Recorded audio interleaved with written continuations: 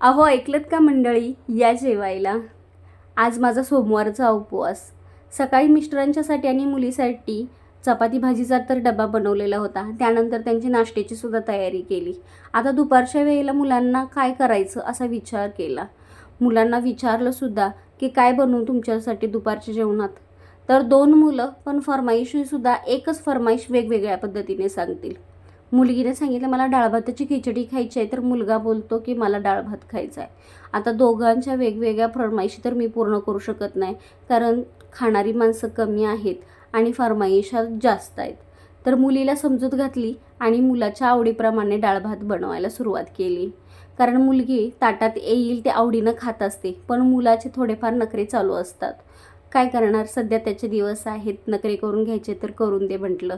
मोठ्यापणी मुलगी नखरे करणारच आहे, मग त्यावेळेस मात्र माझा मुलगा मला समजून घेईल ना, म्हणून मी आत्ता मुलाचे सगळे लाड पुरवत असते. चला, असं काही म्हणू नका की मुलगी नांदायला जाणार आहे म्हणून मुलीचे लाड करत नाही का. मुलीचेसुद्धा लाड असतात, पण माझी मुलगी ताटात येईल ते आवडीनं खात असते ना, त्यामुळं मुलीचं काहीच नसतं. डाळ-भात हा तिचा आवडीचाच विषय आहे. मग ती खिचडी असो किंवा साधा डाळ-भात असो.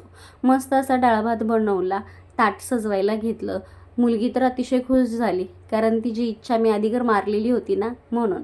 मग हे तिचं नेहमीचं ताट आहे, त्यामध्ये छान असा भात हार्ट शेपमध्ये तयार केला, सॅलड, लोणचं पापड घातलं आणि तिला